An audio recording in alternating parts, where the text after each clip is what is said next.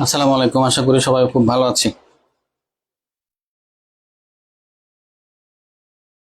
শুনতে পাচ্ছেন কিনা সাউন্ড? আপনাদের সাথে অনেকদিন পরে লাইভে দেখা হচ্ছে।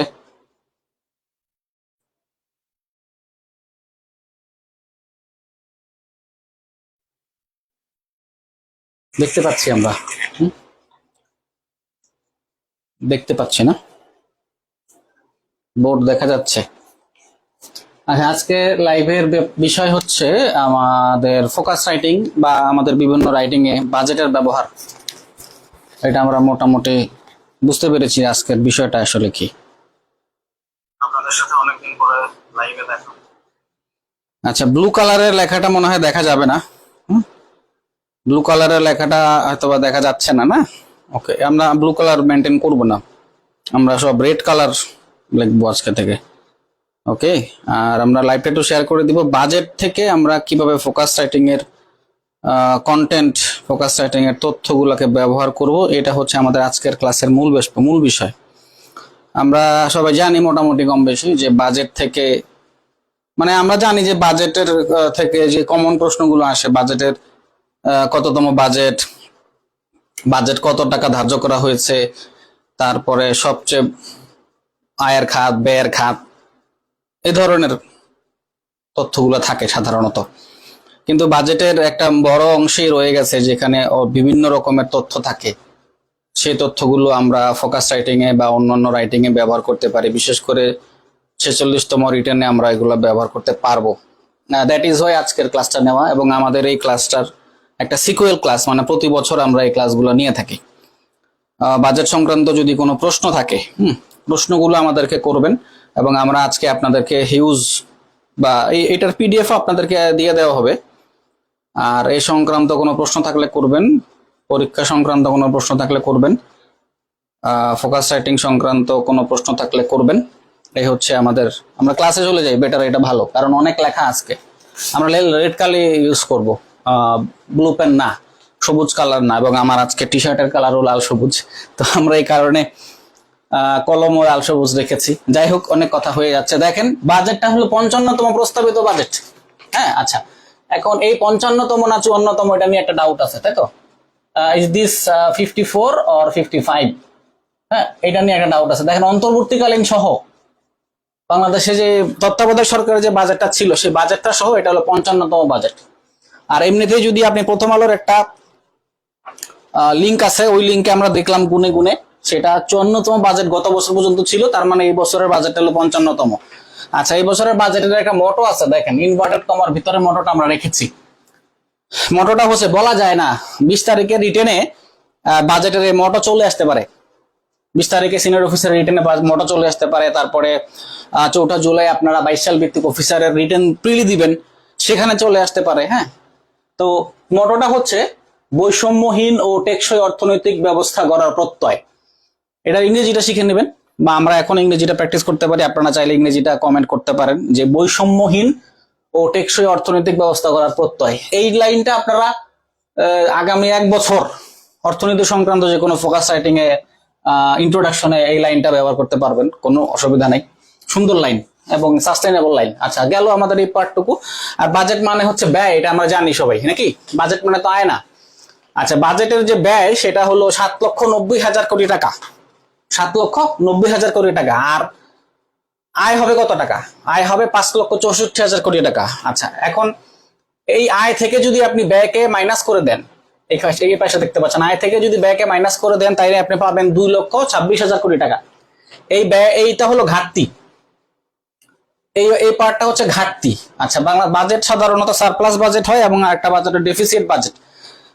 ব্যালেন্স শীট বাজেট খুবই কমই হয়। তো আমাদের বাজেটটা অনেক আগে থেকে ডেফিসিট বাজেট, এবং এই ডেফিসিট বাজেটের কিছু পার্ট আমরা বিভিন্নভাবে মিটিগেট করে থাকি। যেমন অভ্যন্তরীণ ঋণ থেকে মিটিগেট করা হয়, বিদেশি ঋণ থেকে মিটিগেট করা হয়, তারপরে বিদেশি কিছু অনুদান এখানে আসে।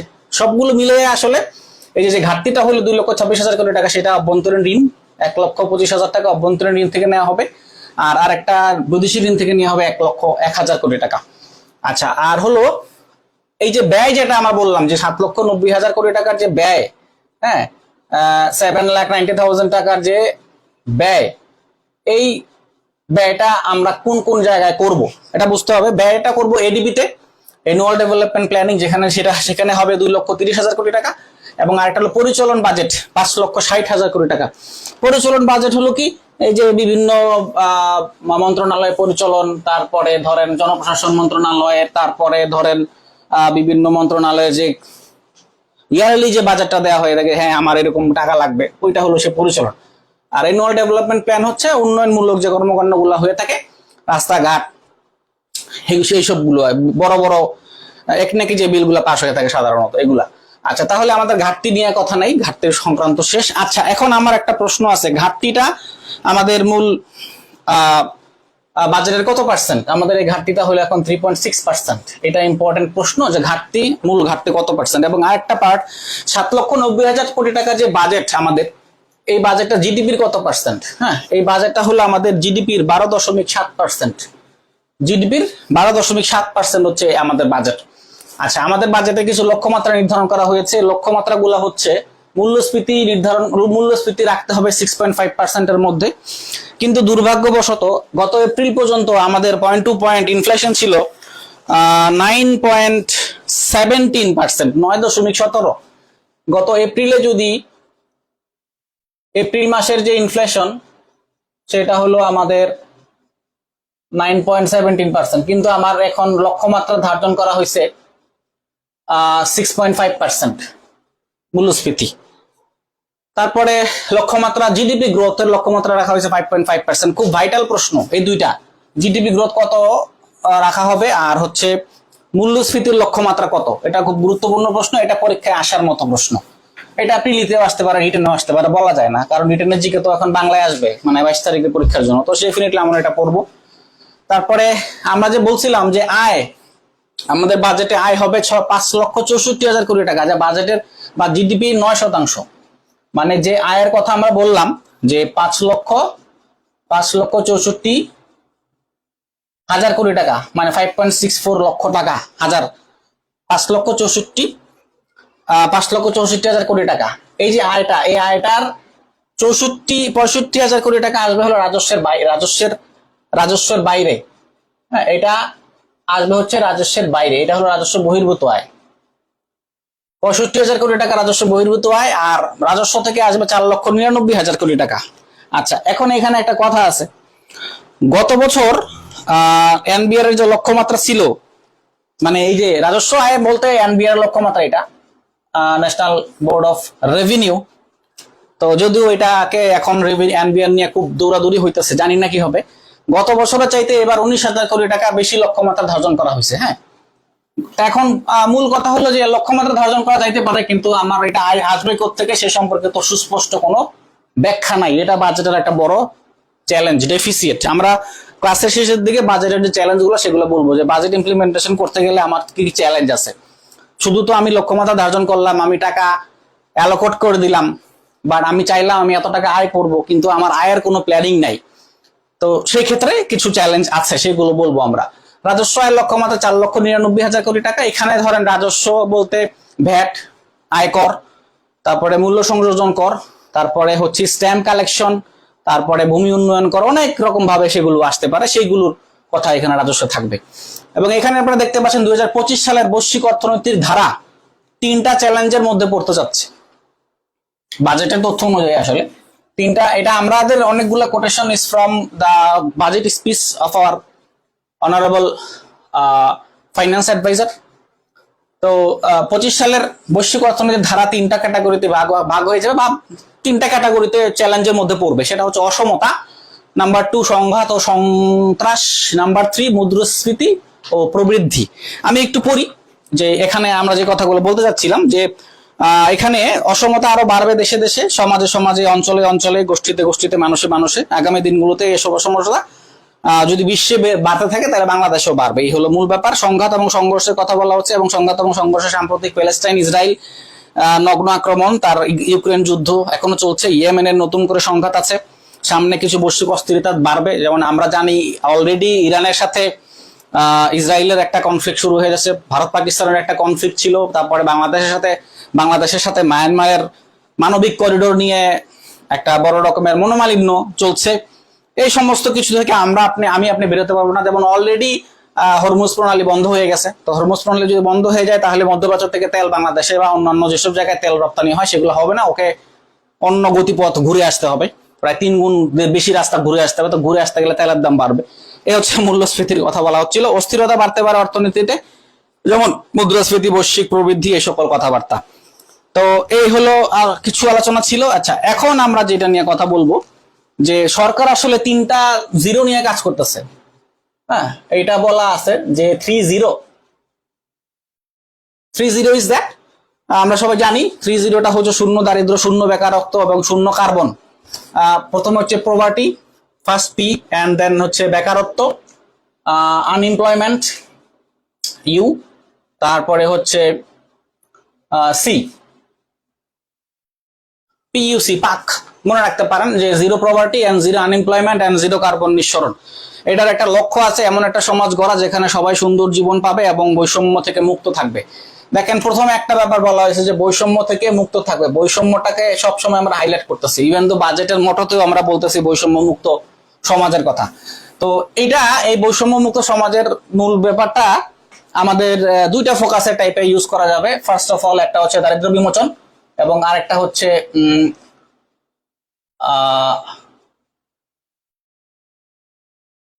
অন্তর্ভুক্তিমূলক উন্নতি, মানে অন্তর্ভুক্তিমূলক উন্নয়ন আর কি। আমরা জানি 2টা ফোকাস বিগত বছরে আসছে, দারিদ্র বিমোচন এবং অন্তর্ভুক্তিমূলক উন্নয়ন। এই 2টা ক্ষেত্রে, অথবা যদি আপনি আরেকটা ফোকাস পাইতে পারেন সেটা হচ্ছে ইনকাম ইনইকুয়ালিটি। এই ধরনের কিছু ফোকাসে আমরা এই টার্মটাকে ইউজ করতে পারবো। ইকুয়ালিটি, এই টার্ম বলতে ওই যে 3 জিরোর যে কথা বলা হয়েছে এবং 3 জিরোতে যে লক্ষ্যর কথা বলা হয়েছে, এমন একটি সমাজ গড়া যেখানে সবাই সুন্দর জীবন পাবে এবং বৈষম্য থেকে মুক্ত থাকবে। That's it. তারপরে হচ্ছে আমরা যদি বর্তমান অর্থনীতির কথা চিন্তা করি, বর্তমান বাংলাদেশের অর্থনীতি কি কি জিনিসের উপর টিকে আছে? ফার্স্ট অফ অল রেমিটেন্স, তারপরে হচ্ছে এক্সপোর্ট ইনকাম,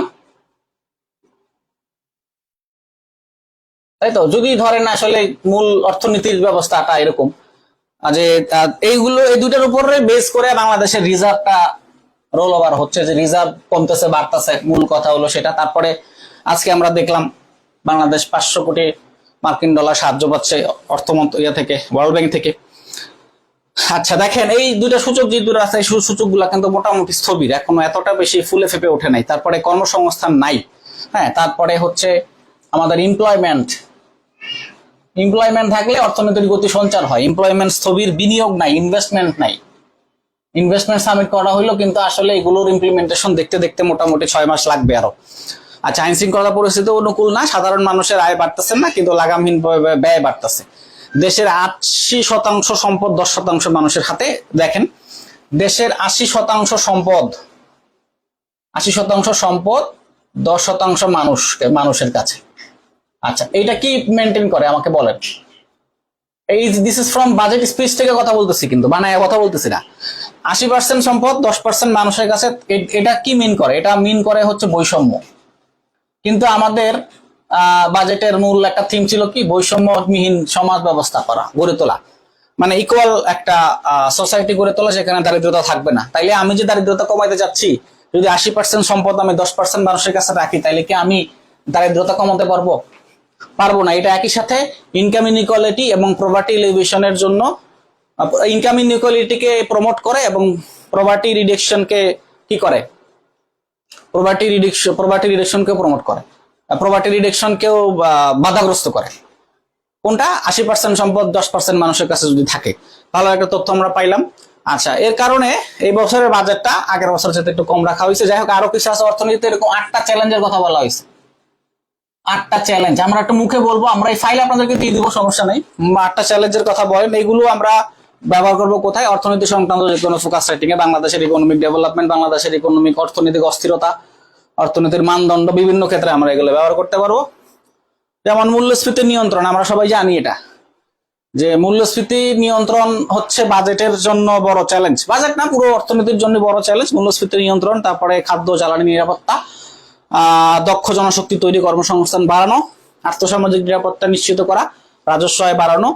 আমরা কি বলতে পারবো বাংলাদেশের কর জিডিপি রেশিও কত বর্তমানে আমরা কি জানি? বর্তমানে কর জিডিপি রেশিওটা কত বাংলাদেশে? যেমন 8টা চ্যালেঞ্জের কথা বললাম না, বর্তমানে কর জিডিপি রেশিও বিলো 8%। কর জিডিপি রেশিও হচ্ছে বিলো 8%, কিন্তু আইএমএফ থেকে বলা হইতেছে কর জিডিপি রেশিও বাড়ান। আচ্ছা, ব্যবসা বাণিজ্য, বিনিয়োগের পরিবেশ উন্নয়ন, এগুলো একটা বড় চ্যালেঞ্জ। আর আরো কিছু আছে, আমরা যে ফাইল যেহেতু দিয়ে দিব, এটা আমি পুরোটা পড়লাম না। আচ্ছা, এখন অর্থনীতির গতি আসলে কিভাবে বাড়বে সেটা নিয়ে আমাদের কোনো কথাবার্তা বলা আছে কিনা। এখানে একটা জিনিস, মূল্যস্ফীতি নিয়ে সবচেয়ে খারাপ যে কথাটা বলা আছে, সেটা হচ্ছে 23 সালে পাকিস্তানের মূল্যস্ফীতির হার ছিল 31%, সেটা গত অগাস্টে 9.6 ছিল। তারপরে সেই মূল্যস্ফীতি এখন 2%-এরও নিচে। শ্রীলঙ্কাতে 2022 সালে ছিল 67%, সেটা বর্তমানে এখন 0-এরও নিচে। তাহলে সেই তুলনায় বৈশ্বিক যে মূল্যস্ফীতির যে প্যারামিটার, সেই প্যারামিটারের দিক দিয়ে বাংলাদেশের অবস্থা খারাপ, এটা ধরিয়ে নেওয়া যায়, তাই তো? আচ্ছা, এটা নিয়ে আমরা কথা বলবো না। আর্থিক খাত নিয়ে অনেক বড় রকমের কথাবার্তা বলা আছে, যেমন আমরা এখানে কিছু পয়েন্টিং করছি। প্রথমত, বাজেটে আসলে আর্থিক খাতে কি ধরনের প্রণোদনা বা কি ধরনের পজিটিভ কথাবার্তা, কি ধরনের বরাদ্দ, অন্যান্য যা কিছু আছে সেটা নিয়ে কথা বলবো। আচ্ছা, আর্থিক খাতের ব্যাপার যেটা, বর্তমানে আর্থিক খাতটা মনে করেন 2-3 ধরনের সমস্যার মধ্যে আছে। একটা হলো প্রবলেম, একটা হলো সমস্যা, আর একটা হলো বর্তমান অবস্থা, এবং আরেকটা হলো ইনক্লুশন। হ্যাঁ, এই তিনটা ধরেন আপনি যদি 3 ভাবে ব্যালেন্স করতে পারেন, 3 ভাবে আসলে ব্যালেন্স করা সম্ভব। যে আপনি সমস্যাগুলোকে কমাইলেন, বর্তমানের যেই স্ট্যাটাস আছে সেটাকে যদি আপনি মিটিগেট করতে পারেন, বা সেটাকে যদি ভালো, বর্তমানে যে স্ট্যাটাস গুলোর কথা বলতেছে, মনে করেন বর্তমানে আর্থিক খাত যদি পজিটিভ ভাইবে থাকে, তাহলে পজিটিভ ভাইবকে কন্টিনিউ করা, আর যদি নেগেটিভ ভাইবে থাকে, নেগেটিভ ভাইবকে পজিটিভ ভাইবে নিয়ে আসা, এই হলো বর্তমানে স্ট্যাটাস। আর সমস্যা যদি থাকে, সমস্যাকে মিটিগেট করা, এন্ড দেন ইনক্লুশনটাকে আরো বেশি প্রমোট করা। ইনক্লুশনকে প্রমোট করা মানে হলো সেটাই যে, ওই যে বললাম বৈষম্যহীন সমাজ, মানে সবাই অর্থনীতির ফাইন্যান্সিয়াল ইনক্লুশনের মধ্যে আসবে, সবাই অর্থনীতির ছায়াতলে আসবে। যেমন এখানে আমি যদি বলি যে সংস্কারের জন্য, অর্থনীতিকে সংস্কারের জন্য 3টা টাস্ক ফোর্স গঠন করা হয়েছে। 3টা টাস্ক ফোর্স হচ্ছে ব্যাংকিং খাত সংস্কার কর্মসূচির ভিত্তি তৈরি করে ব্যাংকগুলোর সম্পদের ব্যাপক গুণগত পর্যালোচনা করা, যে আমরা ব্যাংকিং খাতে যে ধরনের ইনভেস্টমেন্ট করতেছি সেগুলো ঠিক আছে কিনা, যদি অলস কোনো টাকা পড়ে থাকে সেগুলোকে ভালোভাবে ব্যবহার করা, এরকম কিছু নীতি এবং প্রবিধান সমূহের কার্যকর প্রয়োগ নিশ্চিত করা, দেশীয় এবং আন্তর্জাতিক পর্যায়ে চুরি পাচার হওয়া সম্পদ উদ্ধারে কার্যকর উদ্যোগ গ্রহণ করা। এটা একটা ভাইটাল ব্যাপার আছে। যেমন আজকেও আমরা পত্রিকাতে দেখলাম যে যারা বিদেশে টাকা পাচার করছেন, যারা বাংলাদেশি নাগরিক নন কিন্তু বাংলাদেশ থেকে টাকা পাচার করছেন, তাদের টাকা ফেরত আনার জন্য জোর দেওয়া হচ্ছে, এরকম কিছু। যেমন 2023 সালের জুন মাসে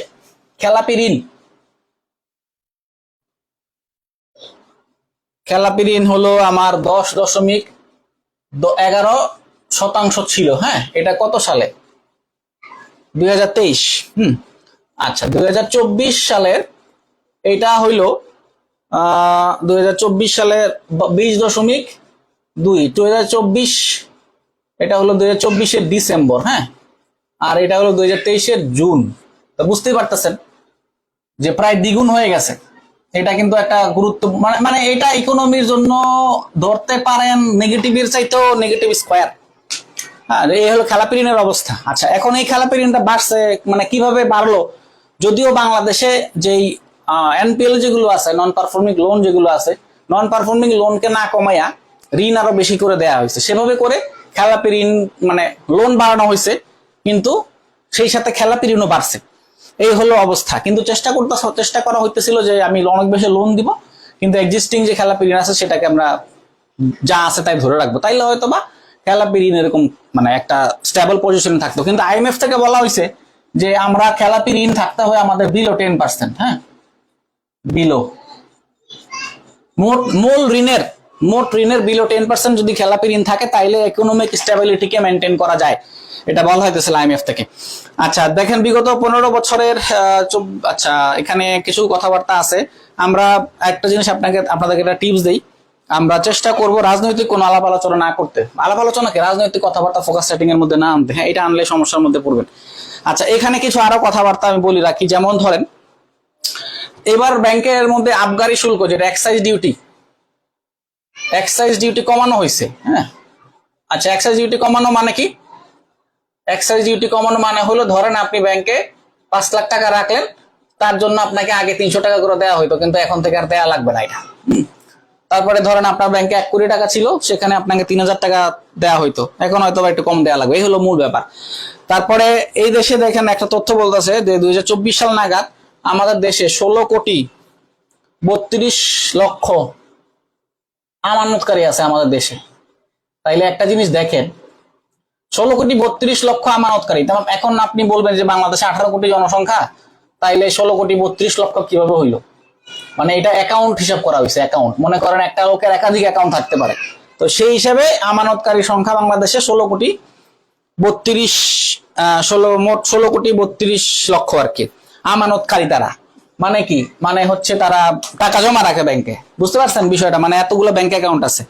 আচ্ছা, এই অ্যাকাউন্ট গুলোর বিপরীতে মোট আমানত হলো 18,83,00,000। কথা বুঝছেন? মানে টাকা কত? 18,83,00,000। তাইলে কি বুঝলেন? তারা শুধুই অ্যাকাউন্ট করে রাখছে, কোনো টাকা পয়সা রাখে না। তার মানে এগুলো, ওই যে বললাম যে মানসম্মত অ্যাকাউন্ট নাই, হিসাবধারী এই সংক্রান্ত। তাহলে এর মধ্যে থেকে 1,03,00,000 টাকার আমানতকারী হলো, এর মধ্যে 95% আমানতকারী হলো যাদের অ্যাকাউন্টে আছে 1 থেকে 3 লক্ষ টাকা। হ্যাঁ, বুঝতে পারলেন ব্যাপারটা? আর এইটার মানেটা কি? এইটা ডিফার করে যেটা, এবং তাদেরকে যদি আমরা এক্সাইজ ডিউটি কমায় দেই, তাদেরকে যদি কর কমানো হয়, কর তারপরে ডিউটি এগুলো যদি কমানো হয়, তাহলে তারা টাকা রাখতে উদ্বুদ্ধ হবে আরো। কারণ কি? তারা ক্ষুদ্র বিনিয়োগকারী। তারা 1 লাখ, 2 লাখ টাকা, 3 লাখ টাকা ব্যাংকে জমা রেখে ওখান থেকে সঞ্চয়পত্র ইন্টারেস্ট নেয়, অথবা এফডি এর ইন্টারেস্ট নিয়ে সংসার চালায়, অথবা ডিপিএস মেনটেন করে। এই হলো অবস্থা। এখন তাদেরকে যদি আমি উদ্বুদ্ধ করতে পারি, জিরো মনে করেন এক্সাইজ ডিউটি কমায় দিয়া, ব্যাংকের চার্জ কমায় দিয়া, তাহলে তারা আরো বেশি টাকা ব্যাংকে জমা রাখবে। তাহলে আমার বিনিয়োগ বাড়বে। মানে বিনিয়োগ বাড়বে না, আমাদের আমানতকারী সংখ্যা বাড়বে। আমানতকারী সংখ্যা না বাড়লেও অন্তত স্মার্ট অ্যামাউন্ট বৃদ্ধি পাবে আমাদের। এই হলো মূল ব্যাপার। আচ্ছা, শ্রমবাজারের কথা যদি বলার চেষ্টা করি, যেমন আমাদের দেশে শ্রমবাজারের যে অবস্থা, শ্রমবাজারের মধ্যে কর্মসংস্থানের কথা বলা হবে, যে কর্মসংস্থানের আসলে কি অবস্থা। কর্মসংস্থানের অবস্থা ভালো না, এই হলো মূল ব্যাপার। মূল কথা সেটা হচ্ছে, সবচেয়ে বেশি কর্মসংস্থান কমে গেছে সেবা খাতে 2.6%। এরপরে কৃষি খাতে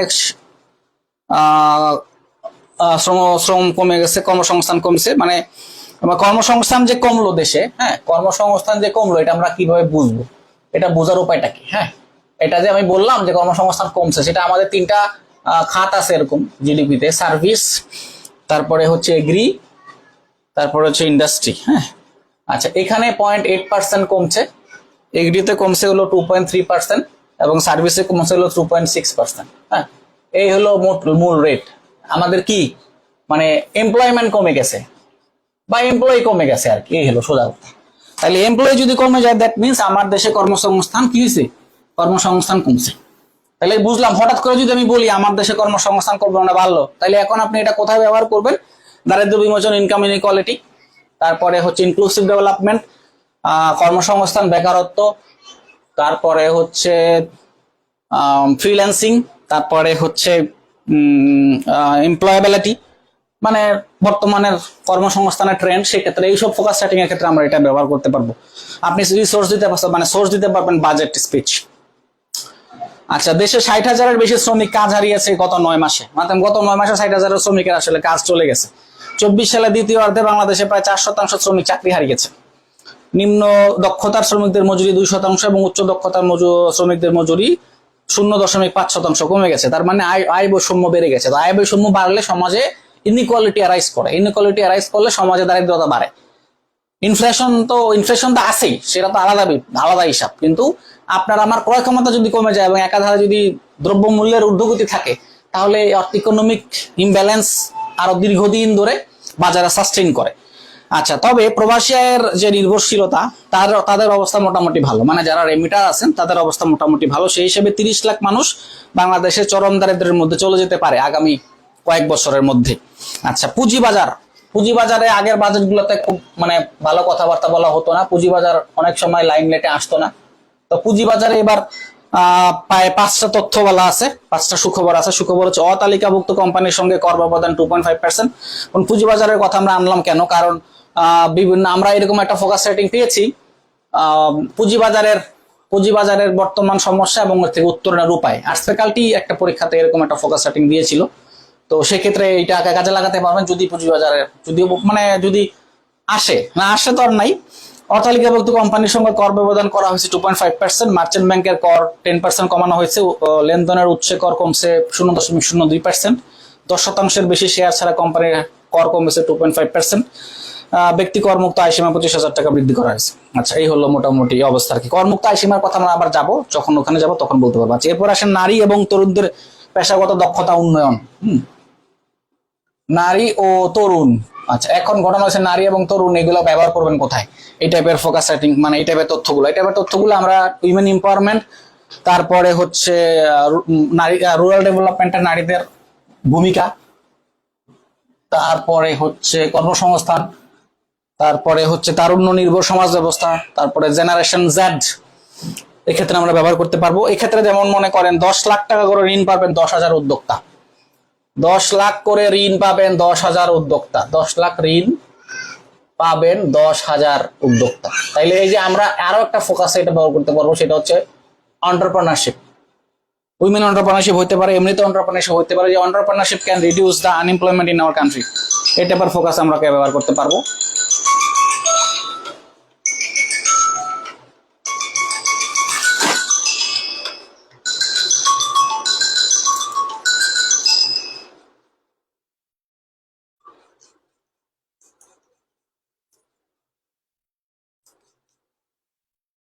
ক্লাস কেমন লাগছে বলেন?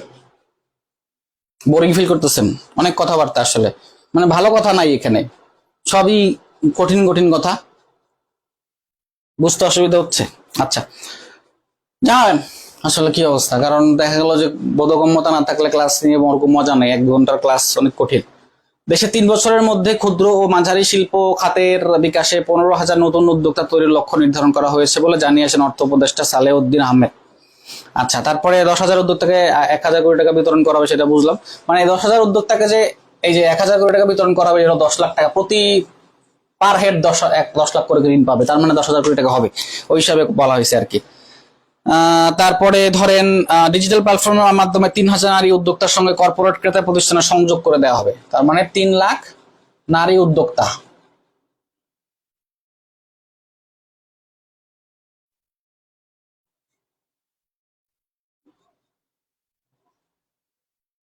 তিন লাখ নারী উদ্যোক্তা এরকম কর্পোরেট সংযোগের মধ্যে পড়বে আর কি, মানে তাদেরকে মার্কেট বেসমেন্ট করে দেওয়া হবে, মূল কথা হলো সেটা। তারপরে এখানে আরেকটা বিষয় আছে, এসএমইর কথা যদি বলি আমরা, এসএমই বাজেটে আমাদের জিডিপিতে অবদান ছিল হচ্ছে কত, 11.89%। কত সালে সেটা? 2023 এবং 23-24 অর্থ বছর। হ্যাঁ, তাহলে এই যে এসএমই খাতের যে জিডিপিতে অবদান ছিল 11.89%, কিন্তু বলা হয়ে থাকে যে অবদানটা যদি 25% প্লাস হয় জিডিপিতে, তাহলে ইকোনমির জন্য ভালো। তাহলে আমাদের সম্ভাবনাময় এই খাতের বিকাশে উদ্যোক্তাদের দক্ষতা বৃদ্ধি, ব্যবসার পরিবেশের জন্য বিভিন্ন কার্যক্রম চলমান আছে আর কি। কি কার্যক্রম আছে সেটা বলা যাচ্ছে না, বাট এটা ইম্পর্টেন্ট, এটা ভাইটাল জিনিস, গুরুত্বপূর্ণ। আচ্ছা, তারপরে হচ্ছে এলডিসি উত্তরণ। এটা একটু মুখে বলি কারণ ফাইল দিয়ে দেবো, এখানে খুব মানে বেশি কথা নাই। বলা হয়েছে 24 সালের নভেম্বর মাসে আমরা এলডিসি থেকে উত্তরণ করব, এলডিসি থেকে পাস হবো, এই পর্যন্তই, এর বাইরে কথা বলবো। নবায়নযোগ্য জ্বালানি। আচ্ছা, নবায়নযোগ্য জ্বালানিতে যেটা বলা হয়েছে 2040 সালের মধ্যে, আর রিনিউয়েবল এনার্জি, সেটা বলা হয়েছে 2040 সালের মধ্যে আমরা 30 ভাগ বিদ্যুৎ আসবে হলো থেকে, মানে রিনিউয়েবল এনার্জি থেকে আসবে। এছাড়া integrated power sector master plan তৈরি করা হয়েছে, তার মধ্যে 2028 সালের মধ্যে 3,400 মেগাওয়াট বিদ্যুৎ পরিচ্ছন্ন উৎস থেকে উৎপাদনের লক্ষ্যমাত্রা নির্ধারণ করা হয়েছে। That's it.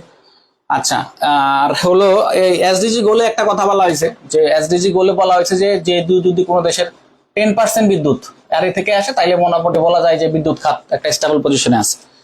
এসডিজি গোলে এটা বলা হয়েছে। আচ্ছা যাই হোক, এখন এসডিজি গোলে এখন আমাদের লক্ষ্যমাত্রা আরো বেশি, 40 সালের মধ্যে 30% বিদ্যুৎ অনেক অনেক কঠিন একটা বেঞ্চমার্ক। কিন্তু বর্তমানে আমাদের দেশে রিনিউয়েবল এনার্জি বর্তমানে যদি বলার চেষ্টা করেন 2025 সালে আইসা এটা অ্যারাউন্ড 3%-এর মতো, হ্যাঁ অ্যারাউন্ড 3%, মানে টোটাল বিদ্যুতের 3% হয়তো আমাদের আরই থেকে আসে।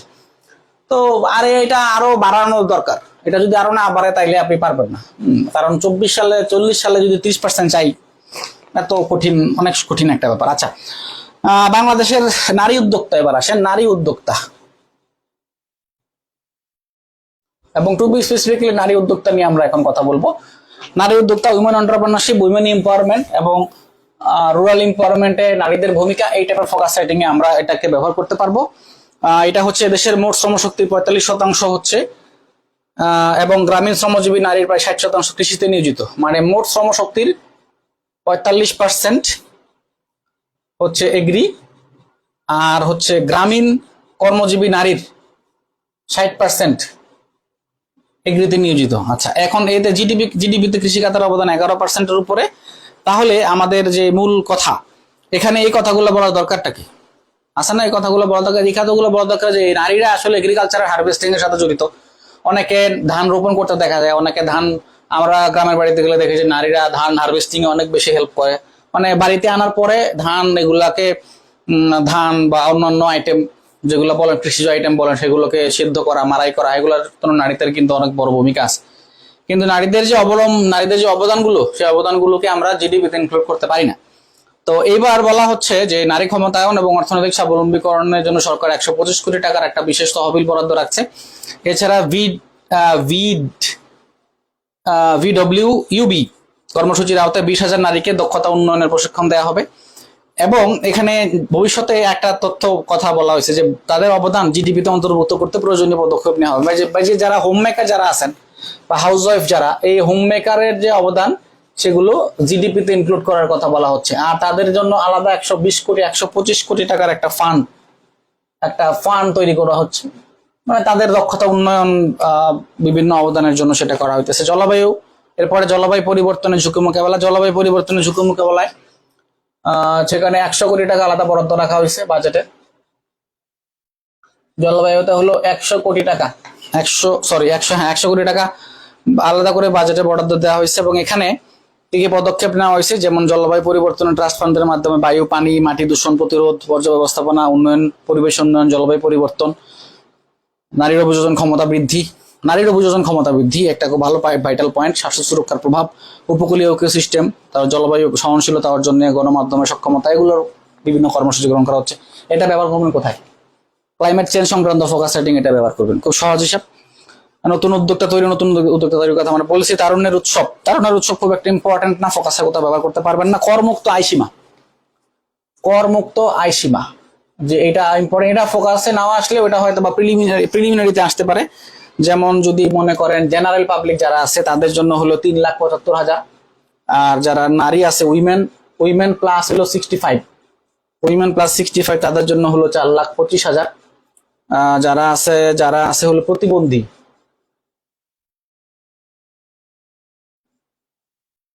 প্রতিবন্ধীদের জন্য হলো 5 লাখ।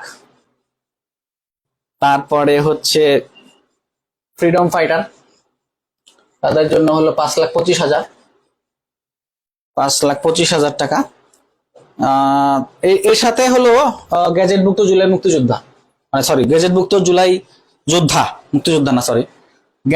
জুলাই যোদ্ধা যারা আছেন তাদের জন্য 5,25,000 টাকা করমুক্ত আয়সীমা করা হয়েছে। জেনারেল মানুষ যারা আছেন, মানে পুরুষ, তাদের জন্য 3,75,000 টাকা আয়সীমা, মানে 25,000 টাকা বাড়ানো হয়েছে। যে বললাম, আমরা পুঁজিবাজারের কথা বলছিলাম, আগে ছিল 3.5 লাখ টাকা, এখন 3,75,000 টাকা করা হয়েছে।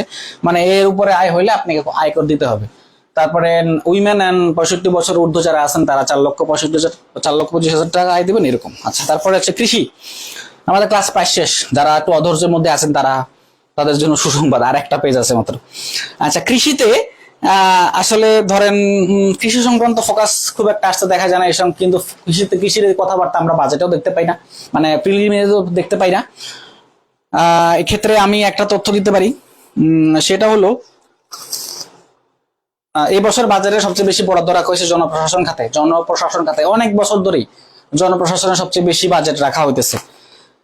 এখানে দারিদ্র্য বিমোচন এবং নিম্ন আয়ের জনগোষ্ঠীর খাদ্য নিরাপত্তা নিশ্চিতকরণের লক্ষ্যে মানে আমরা কৃষির যে বাজেট এটা খাদ্য নিরাপত্তার ক্ষেত্রে ব্যবহার করবো। ফুড সিকিউরিটি এই ফোকাস এটা 2018 সালে সোনালী ব্যাংক সিনিয়র অফিসার আসছিল, এই পরীক্ষাটা আস্তাকালে নিয়েছিল। তো ওইখানে ফোকাস রাইটিং আসছিল ফুড সিকিউরিটি। ফুড সিকিউরিটি বর্তমান সময়ের জন্য একটা ভাইটাল ফোকাস রাইটিং। মানে 2050 সালে বাংলাদেশ পুরো পৃথিবীর জন্য একটা বড় চ্যালেঞ্জ হচ্ছে 900 কোটি লোকরা খাওয়ানো। একটা সময় আপনার কাছে টাকা থাকবে কিন্তু খাদ্য থাকবে না, একটা সময় এরকম পৃথিবী আসবে। তাহলে এই কারণে এখন থেকে আমাদের খাদ্য নিরাপত্তা নিয়ে ভাবতে হবে। যেমন দারিদ্র্য বিমোচন এবং নিম্ন আয় জনগোষ্ঠীর খাদ্য নিরাপত্তা নিশ্চিত করার লক্ষ্যে ওপেন মার্কেট সেল, যেটাকে ওএমএস বলে থাকি, এবং খাদ্য বান্ধব কর্মসূচি চলমান রয়েছে। বর্তমানে 1901টি কেন্দ্রের মাধ্যমে সারা দেশে ওএমএস কার্যক্রম পরিচালিত হচ্ছে। তারপরে ভার্নারেবল উইমেন বেনিফিট কর্মসূচির আওতায় 10,40,000 দুস্থ নারীকে মাসে 30 কেজি করে চাল দেওয়া হচ্ছে। খাদ্য গুদামের ধারণ ক্ষমতা 37 লক্ষ মেট্রিক টনে উন্নীতকরণ করা হচ্ছে। কোল্ড স্টোরেজ স্থাপনে প্রয়োজনীয় যন্ত্রপাতি আমদানিতে রেয়াতের সুবিধা প্রদান করার ব্যবস্থা করা হচ্ছে। এই হলো মোটামুটি অবস্থা। এবং এখানে একটা তথ্য আছে, যেটা হলো যে কৃষি থেকে যে আয়, মানে আপনি যদি কৃষি থেকে আয় করে থাকেন, কৃষি থেকে আয় 5 লাখ, যদি কৃষি থেকে আয় আপনার 5 লাখ টাকা হয়ে থাকে, 5 লাখ টাকার উপরে যদি হয়, তাহলে আপনাকে সেটা করের আওতায় আনতে হবে। করের আওতায় আসবে বছরে, নাইলে আসবে না। বুঝতে পারছেন? এটা একটা বড় জিনিস, যে তার মানে আমরা এগ্রিকালচার উদ্বুদ্ধ হই, আমাকে আয়কর দিতে হবে না। এই হলো একটা বড় প্রণোদনা বলা যায়। মানে সরকার আসলে প্রণোদনা দিবে কিভাবে? সরকার কিন্তু এভাবে করেই ব্যবসার নতুন দ্বার উন্মোচন করার জন্য প্রণোদনা দেয়। যেমন আপনি যদি মাসে 15,000 টাকা বা 50,000 টাকা বেতন পান, সেখান থেকে যদি আপনাকে 5,000 টাকা ট্যাক্স দিয়ে দিতে হয়, সেটা কিন্তু একটা খারাপ জিনিস। যেমন আমেরিকাতে আমরা বলি আমেরিকাতে লাইফ ইনিশিয়াল ভালো, এটা ভালো, সেটা ভালো, এবং তাদের বেতন ঢোকার আগে তাদের কর কাটে এবং এটা সেন্ট্রালাইজ, প্রতি মাসে মাসে কেটে নেয়। আমাদের তো প্রতি বছরে দেওয়া লাগে, আমরা মাঝে মাঝে ফাঁকি দিতে পারি, কিন্তু ওখানে দেওয়া সম্ভব না, কারণ ওদের এই ডেটা বেসগুলো একদম সেন্ট্রালি মনিটর করা হয়, যেগুলো আমাদের এগুলো করা হয় না। যেমন এখানে যেটা বলা হয়, যদি আপনি কৃষিতে যদি আপনি ইনভেস্টমেন্ট করেন এবং আপনি যদি এগ্রিকালচার বেসড কোনো প্রফেশনের সাথে জড়িত থাকেন এবং আপনার বাৎসরিক ইনকাম যদি 5 লাখ টাকা হয় বা 5 লাখ টাকার বেশি হয়, তাহলে আপনাকে ট্যাক্স দিতে হবে, মানে ওই ইনকামের উপরে। হ্যাঁ, আচ্ছা। এবং আমরা জানি যে আয়কর রিটার্নের একটা পার্টে কৃষি থেকে আয়ের কথাগুলো বলা থাকে। এরপরে আসেন সামাজিক সুরক্ষা। আচ্ছা, সামাজিক সুরক্ষা, তার যে আমরা 3-0 কথা বলতেছিলাম, 3-0 মধ্যে এইসব সামাজিক সুরক্ষার ব্যাপারটা আসবে। কারণ সামাজিক সুরক্ষা যদি আপনি নিশ্চিত করতে পারেন, তাহলে পভার্টিকে রিডিউস করা পসিবল। যেমন সামাজিক সুরক্ষায় বলা হয়েছে যে 2025-26 অর্থ বছরে 1,16,731 কোটি টাকা বরাদ্দ প্রস্তাব করা হয়েছে। এখন আমার কথা হলো যে ভাই, আমি যে ডিজিটগুলোর কথা বলতেছি, অনেক ডিজিটের কথা বলেছে, এতগুলো কি লাগবে কিনা, এতগুলোর আসলে প্রয়োজন আছে কিনা? কারণ অনেকগুলো আপনি ব্যবহার করতে পারবেন না, এত তথ্য মনে রাখাও সম্ভব না, বিশেষ করে এত নিউমেরিক্যাল তথ্য মনে রাখা পসিবল না। তবে এক্ষেত্রে আমরা কিছু ইম্পর্টেন্ট কথা বলি, সেগুলোর কথা আমরা যদি বলতে পারি। যেমন ধরেন, টিসিবির মাধ্যমে 57 লাখ স্মার্ট কার্ডধারী পরিবারকে মসুর ডাল, সয়াবিন তেল, নিত্য প্রয়োজনীয় পণ্য সরবরাহ করা হচ্ছে। খাদ্য বান্ধব কর্মসূচির মাধ্যমে পণ্য বিতরণ করা হচ্ছে। তারপরে খাদ্য বান্ধব কর্মসূচির মেয়াদ 6 মাস করার প্রস্তাব করা হচ্ছে। বর্তমানে 50 লক্ষ পরিবার এই সহায়তা পাবে, আরো 5 লাখ পরিবারকে আওতাভুক্ত করতে হবে, মানে 50 লাখ থেকে 55 লাখে হবে সেটা।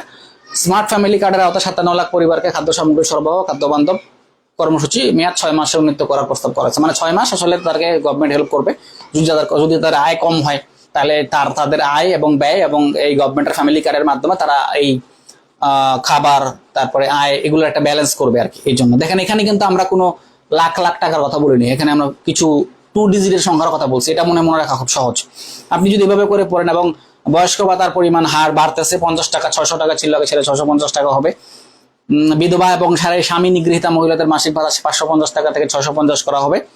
প্রতিবন্ধীদের মাসিক ভাতা 850 থেকে 900 করা হবে। মা ও শিশু সহায়তা কর্মসূচির মাসিক আওতা 800 থেকে 850 টাকা করা হবে। অনগ্রসর জনগোষ্ঠীর মাসিক ভাতা 650 টাকা করা হবে। অনগ্রসর জনগোষ্ঠী বলতে হিজড়া বা আরো যারা আছেন বেদে সম্প্রদায়, এইগুলো আসবে। তার মানে এই যে এইসব সামাজিক সুরক্ষা খাতে যেসব উইং গুলো আছে, মোটামুটি আমাদের 154টা খাত ছিল একটা সময়, সেটাকে গত বছর কমানো হয়েছিল, 110টা করা হয়েছিল। এবারও মনে কমানো হবে, কারণ IMF থেকে বলা হচ্ছে সামাজিক সুরক্ষা খাতে যত বেশি অর্থ আপনি ব্যয় করবেন, তার মানে আপনার ইকোনমির অবস্থা ভালো না। আপনি জোর করে, ধরেন আপনার কাছে টাকা নাই, আপনার কাছে টাকা নেই, আপনি খুব দরিদ্র মানুষ, আপনি আয় করতে পারেন না, কিন্তু আমি আপনাকে টাকা দিয়ে আমরা জিডিপিতে নিয়ে আসলাম, আমি দারিদ্রতা থেকে মুক্ত করে দিলাম, আপনি কিন্তু আমার এক্সট্রিম পভার্টি লেভেলের মধ্যে পড়লেন না। মানে এই যে একটা পলিসি, তো এইটা কি রেগুলার কোনো পলিসির মধ্যে পড়ে? এগুলো রেগুলার পলিসির মধ্যে পড়ে না। তার চেয়ে অনেক বেটার আমি যদি আপনাকে কোনো এমপ্লয়মেন্টের কথা বলতাম, আমি যদি আপনাকে রেগুলার কোনো এমপ্লয়মেন্টের সোর্সের দিকে নিয়ে আসতাম, তাহলে আপনি নিজেরা এটা করতে পারতেন, আপনার ফ্যামিলিকে নিজে মেনটেন করতে পারতেন, অন্যের হেল্প লাগতো না। এই উদ্দেশ্য থেকেই বা এই কৌশলটাই হলো আমাদের মূলত এক্সট্রিম প্রভার্টি লেভেল রিডিউস করার একটা উপায়, প্রভার্টি লেভেল রিডিউস করার একটা উপায় এবং এমপ্লয়মেন্ট জেনারেশন করার একটা উপায়। আইএমএফ সে কথাই বলে, কিন্তু আমরা সামাজিক সুরক্ষা খাতে এত বিনিয়োগ করি এবং আমাদের দেশের অনেক বড় একটা প্রকল্প আছে, আবাসন প্রকল্প খুরুস্কুল। সে অনেক বড় আবাসন প্রকল্প, এটা বিশ্বের সবচেয়ে বড় প্রকল্প। তো এত সহায়তা গুলো যদি আমরা যদি অনেক বেশি করি, তাহলে সরকারকে সহায়তা করার জন্য একটা চাপের মধ্যে থাকতে হয়। হ্যাঁ, কারণ এখন আমি টাকা ছাপাইয়া হয়তো তাদেরকে সহায়তা করতে পারি, কিন্তু এইটা কিন্তু অর্থনীতির জন্য ভালো না, যেটা আগের সরকার অনেক সময় করে গেছে। হ্যাঁ, তো আমাদের বর্তমান সরকার এই জিনিসগুলো নিয়ে কথাবার্তা বলতে চাচ্ছে, এই জিনিসগুলো নিয়ে আরো একটু নড়ে চড়ে বসতে চাচ্ছে। আইএমএফ, ওয়ার্ল্ড ব্যাংক থেকে এই ধরনের প্রেশার আছে যে তোমরা ভর্তুকিতে বরাদ্দ কমাও, তোমরা সামাজিক নিরাপত্তা খাতে বরাদ্দ কমাও, কারণ এদেরকে এমপ্লয়মেন্ট জেনারেশনের আওতায় নিয়ে আসো, এই কথাগুলো বলছে। তো কাজেই আমরা এই ধরনের পজিটিভ ভাইবের কথা যদি বলি, তা ডেফিনেটলি এটা দারিদ্র বিমোচন করবে এক সময়, আজকে না করুক কালকে করবে। কারণ এই ধরনের সহায়তা যেমন একদিনের কোনো ইস্যু না, আবার হঠাৎ করে আমি চাইলে আগামীকালকে সহায়তাকে বাদ দিয়ে দিলাম দারিদ্র বিমোচন হয়ে যাবে, এটা আমরা বলতে পারবো না। আচ্ছা, তারপরে হচ্ছে এফডিআই ভাইটাল জিনিস, আমরা মোটামুটি জানি এটা ফরেন ডিরেক্ট ইনভেস্টমেন্ট বলা হয়ে থাকে। এফডিআই তে আমাদের বিনিয়োগকারীদের দ্রুত এবং সহজে সেবা প্রদানের লক্ষ্যে ওয়ান স্টপ সার্ভিস পোর্টাল হতে বর্তমানে 43টি সংস্থার 134টি সেবা প্রদান করা হচ্ছে এবং রাজস্ব বোর্ডে বাংলাদেশ সিঙ্গল উইন্ডো খোলা হচ্ছে। পাবলিক প্রাইভেট পার্টনারশিপের তহবিলের আওতায় আগামী বছর 5040 কোটি টাকা বরাদ্দ রাখার প্রস্তাব করা হয়েছে। ক্ষুদ্র মাঝারি শিল্পের উন্নয়নে ধরেন এই খাতে আগামী 15,000 উদ্যোক্তা তৈরি, 25,000 উদ্যোক্তাকে দক্ষতামূলক কারিগরি প্রশিক্ষণ দেওয়া। তারপরে হচ্ছে শহরে এসএমই প্রোডাক্ট ডিসপ্লে এবং সেলস সেন্টার, জেলা শহরে এসএমই পণ্য মেলা আয়োজন, 10,000 উদ্যোক্তাকে 1,00,000 কোটি টাকা বিতরণ, যে বললাম আমরা একটু আগে, এবং ডিজিটাল প্ল্যাটফর্মের মাধ্যমে 3,000 নারী উদ্যোক্তাকে কর্পোরেট ক্রেতার সাথে সংযোগ স্থাপন করে দেওয়া, লিঙ্ক করে দেওয়া। এই হলো মোটামুটি কার্যক্রম অবস্থাপনা। তো তারপরে একটা কুটির শিল্পের একটা ফোকাস সেটিং আসছিল, যে আমরা যেটা বললাম এসএমই কথা, যেটা 11.8-10% জিডিপিতে অবদান ছিল, এটা 25% হতে হবে। এগুলোর সাথে আমরা যদি কুটির শিল্পটা ফোকাস সেটিং হিসেবে যখন আসছে না, অনেকে হয়তোবা চিন্তা করছে কুটির শিল্প নিয়ে আসলে আমরা কি লিখবো, বেটার এটা আসলে বেসিক্যালি এসএমইর একটা পার্ট ছিল, অনেকেই ঘাবড়ে গেছিল ফোকাস সেটিংটা দেখে। কিন্তু আমাদের আজকের আলোচনায় মনে হয় এটা আপনাদের কাছে অনেক সহজ মনে হয়েছে। এখন আসেন বাজেটের চ্যালেঞ্জ, আমরা ক্লাসের শেষে চলে আসছি। বাজেটের চ্যালেঞ্জ গুলো হলো মূল্যস্ফীতি নিয়ন্ত্রণ, বিনিয়োগ এবং কর্মসংস্থান বাড়ানোর বিপরীতে রাজস্ব আদায় বৃদ্ধি ও সামাজিক বৈষম্য দূর করা এবার বাজেটের একটা বড় চ্যালেঞ্জ। জুলাই অভ্যুত্থানে দুটি গুরুত্বপূর্ণ বিষয় হলো বৈষম্য বিরোধী সচেতনা ও কর্মসংস্থান। কিন্তু বিনিয়োগকে উৎসাহিত না করা গেলে কর্মসংস্থান সৃষ্টি হবে, কিন্তু বর্তমান রাজনৈতিক অস্থিতিশীলতার কারণে নতুন বিনিয়োগ প্রায় বন্ধ। আচ্ছা, অন্যদিকে করের আওতা না বাড়িয়ে যেভাবে কর হার বাড়ানো হয়েছে, তাতে করদাতাদের উপর চাপ পড়ছে। আসলে আমি পাশে শুরুতে যে কথা বলছিলাম যে করের আওতা বাড়ানি, কিন্তু আমি চাচ্ছি, আমি এনবিআর কে বলতেছি তুমি আগামী বছরে গত বছরের চাইতে আমাকে 19,000 কোটি টাকা বেশি দিবা, 19,000 কোটি টাকা বেশি দিবা। কিভাবে দিবে?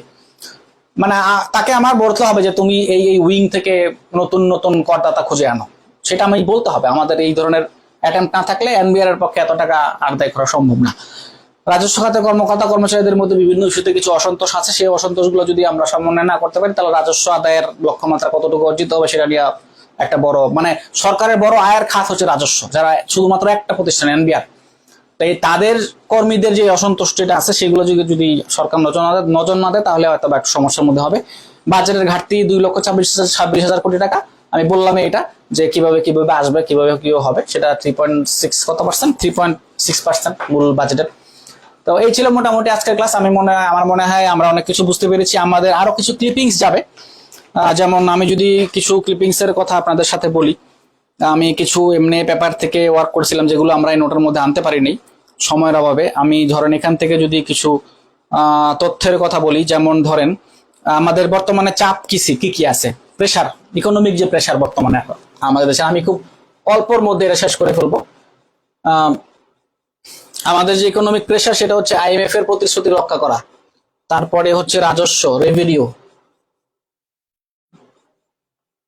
এবং রেভিনিউ, এটা হলো মূল ইকোনমিক প্রেশার। তারপরে আমাদের দায় হলো, আচ্ছা আরেকটা তো কথা আছে এখানে, দায়ের কথা মনে হইতে একটা জিনিস মনে পড়ে গেল, সেটা হচ্ছে আমাদের ইকোনমিতে যেটাকে আমরা আসলে ঋণ করছি, বিদেশি ঋণের যে সুদ, হ্যাঁ, বিদেশি ঋণের সুদ দিতে হবে 22,000 কোটি টাকা।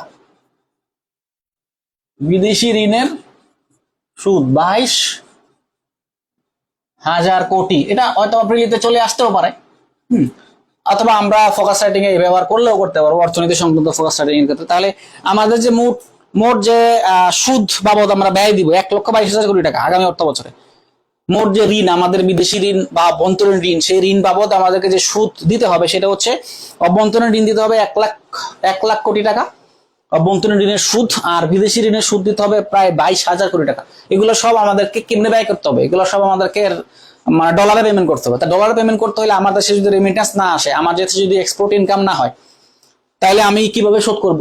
এটা একটা বিগ ইস্যু। তার মানে যার কারণে আমাদের কি করতে হবে, আমাদের এক্সপোর্ট ডাইভার্সিফিকেশন করতে হবে। এক্সপোর্ট ডাইভার্সিফিকেশন করার ক্ষেত্রে আমার জিআই প্রোডাক্টের একটা ভূমিকা আছে। তারপরে নতুন নতুন এক্সপোর্ট আইটেম বের করতে হবে, সেগুলোর কথা আমরা এখানে বলতে পারবো। তারপরে ইকোনমিক চ্যালেঞ্জ আমরা বলছি অলরেডি, মূল্যস্ফীতির লাগাম ছাড়া গতি, বিনিয়োগের স্থবিরতা, কর্মসংস্থান সীমাবদ্ধতা, মোটামুটি 3টা কথা বলতে পারলেই হবে। তারপরে সামাজিক, এখানে জাতীয় বাজেটের যে 6টা পার্ট আছে, 6টা পার্ট আমি যদি বলি আপনাকে, সামাজিক নিরাপত্তা কর্মসূচির ভাতা এবং সুবিধা বাড়তেছে। আচ্ছা, তারপরে বিদ্যুতের দাম আপাতত বাড়তেছে না, যদিও সামাজিক নিরাপত্তা কর্মসূচিতে যে ভাতার আমরা যে বলতেছিলাম যে অ্যামাউন্ট গুলো 600 টাকা থেকে 650 টাকা হয়েছে, 850 টাকা থেকে 900 টাকা হয়েছে, সে কথা বলা হচ্ছে। তরুণদের জন্য 100 কোটি টাকার একটা তহবিল আছে। সরকারি কর্মচারীদের জন্য বিশেষ ভাতার যেটা আছে, দরকার নেই খুব একটা। অনলাইনে পণ্য বিক্রির ভ্যাট 3 গুণ বাড়তেছে। যে আপনি যদি অনলাইনে পণ্য বিক্রি করেন তাহলে আপনাকে আরো ভ্যাট দিতে হবে সরকারকে। তাহলে অনলাইনে যে প্রোডাক্টগুলো আমরা এখন কিনতেছি সেগুলোর জন্য আমাকে আরো এক্সট্রা পেমেন্ট করতে হবে। এটা আমাদের জন্য বড় অসুবিধা। যারা অনলাইনে ব্যবসা করে তাদের জন্য একটা বড় অসুবিধা। ফ্ল্যাট কেনার ক্ষেত্রে দরকার নেই, এটা খুব ইম্পর্টেন্ট কিছু না। আমরা মোটামুটি অনেক কিছু আছে। এখানে একটা ব্যাপার আছে, মার্চেন্ট ব্যাংক যেগুলো আছে এবং শেয়ার বাজারে, আচ্ছা মোবাইল অপারেটরদেরকে, যে মোবাইল অপারেটরদের যে কর ছিল 40%, মোবাইল অপারেটরদের সেই কর হার এখন কমে এটা প্রায় হচ্ছে, যদি তারা শেয়ার মার্কেটে আসে তাহলে তাদের কর হার কমানো হবে, নাহলে কমানো হবে না, এরকম একটা কথা বলা হয়েছে। তালিকাভুক্ত মোবাইল অপারেটর, শেয়ার বাজারে তালিকাভুক্ত কোম্পানি আপনার হচ্ছে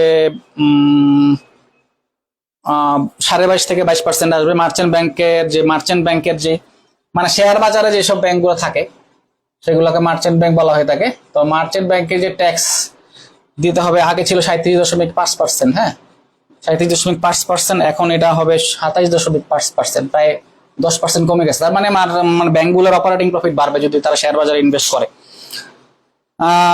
তারপরে আমাদের আর এরকম কোনো কথা নাই, মোটামুটি অনেক কথাবার্তা হয়ে গেছে, শেষ, কারণ এরকম আর কিছু পাচ্ছি না। এডিপির কথা বলছি, বেতন ভাতা, অন্যান্য অনেক কিছু বলা যাচ্ছে। এখানে আরেকটা তথ্য আছে, সেটা হচ্ছে নবায়নযোগ্য জ্বালানিতে 2010 কোটি টাকা 2010 কোটি টাকা দেবে ইসলামিক ডেভেলপমেন্ট ব্যাংক। প্রতি মেগাওয়াট বিদ্যুৎ উৎপাদনে ব্যয় হবে 96,99,000 টাকা। আচ্ছা, এখানে যে বিদেশি ঋণে সোনাগাজীতে একটা সৌর বিদ্যুৎ কেন্দ্র উৎপাদন হচ্ছে, সেখানে নবায়নযোগ্য খাতে প্রায় 7% প্রবৃদ্ধি আসবে, মানে ওইটা থেকে 7% হবে আর কি। তো এই হলো মোটামুটি আজকের ক্লাস। বিদ্যুৎ নিয়ে কথাবার্তা ছিল। বিদ্যুতের দাম যেহেতু বাড়তেছে না, সেহেতু বিদ্যুতের ফোকাস নিয়ে খুব একটা চিন্তা করার কিছু নাই। আর যারা 22 তারিখে যারা ডিপিডিসি পরীক্ষা দেবে তাদের জন্য আমি এই যে রিনিউয়েবল এনার্জি ফোকাস এর কথা বললাম, এটা একটু ওখান থেকে বাজেট থেকে তথ্যগুলো পড়ে দিবেন। আর আমরা আজকে যে আলোচনাগুলো করলাম এটার একটা পিডিএফ আপনাদেরকে দেওয়া হবে। আশা করি আপনাদের ভালো লেগেছে আমাদের ক্লাস। আপনারা আরো কি ধরনের ক্লাস আমাদের কাছ থেকে চান, আপনাদের কোয়েরিজ গুলো আমাদেরকে জানাবেন। আশা করি আমরা যথাসাধ্য চেষ্টা করবো আপনাদের ক্লাসগুলো অপারেট করতে। থ্যাংক ইউ, ভালো থাকবেন, আসসালামু আলাইকুম।